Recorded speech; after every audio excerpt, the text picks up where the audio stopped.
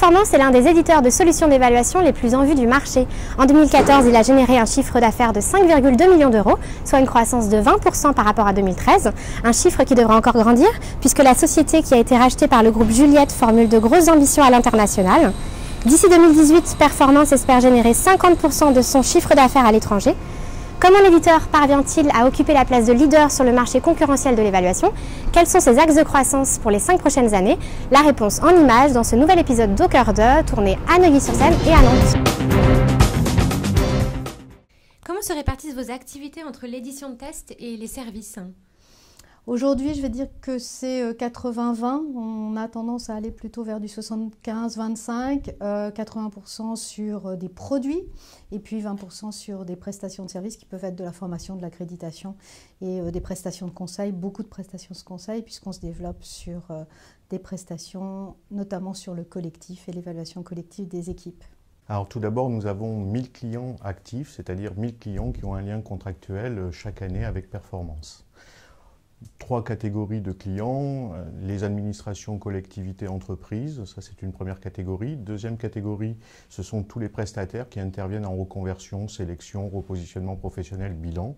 Et troisième catégorie, ce sont les écoles et les universités qui aident les étudiants à élaborer leurs projets professionnels.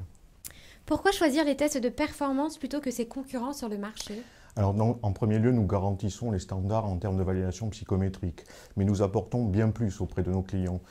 Un premier point, c'est le fait que nos outils délivrent des matériaux les plus précis, les plus justes sur le marché. C'est important d'être le plus discriminant possible sans être discriminatoire et d'avoir une vraie précision.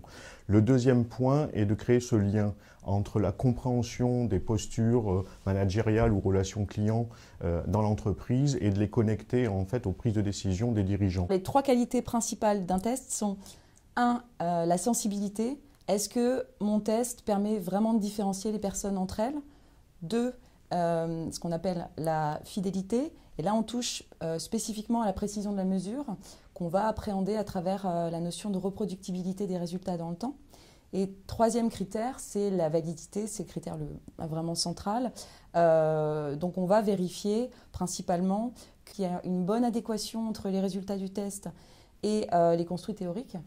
Et on travaille également sur la relation entre les résultats au test et les critères externes de compétences ou de performance. En plus de ces 3 critères, Performance s'intéresse spécifiquement aux pratiques dites écologiques ou à la validité écologique, c'est-à-dire qu'on va travailler sur les conditions de restitution en environnement naturel. Et donc on mène des recherches pour vraiment comprendre le processus d'appropriation des candidats par rapport au test et d'essayer de travailler sur les modalités les plus efficaces en termes de bénéfices pour les candidats. Le pôle service chez Performance a 2 missions principales. Donc, il y a d'abord une mission historique de formation certifiante de nos clients et des prestations de services outillées. En fait, on a une équipe soit interne, soit aussi un réseau de prestataires et de partenaires à l'étranger qui peut intervenir en plus de cette langue. Donc ça permet aussi de déployer parfois une méthodologie commune sur différents pays. Quelles sont les ambitions de Performance à l'international? L'international chez Performance représente aujourd'hui 15% du chiffre d'affaires. Notre ambition, c'est de le doubler, donc de passer à 30% à court terme et à 50% à horizon 2018. Ces dernières années, nous avons investi et développons fortement l'Amérique latine, notamment le Brésil, ainsi que l'Afrique. Pour ma part, je suis en charge du développement de l'Asie. Je suis d'ailleurs partie à Hong Kong pour étudier le marché et les collaborations que nous pourrions y nouer. Quels sont vos axes de développement pour les 5 prochaines années? L'objectif, c'est de continuer sur ces 20% de croissance qui nous ferait doubler globalement en taille sur l'année 2018, qui est les 30 ans de Performance. Grand espoir sur l'international, c'est notre gros objectif sur cette année et les années qui viennent. Et puis le développement de nouveaux produits, puisqu'on est quasiment leader sur ce marché aujourd'hui.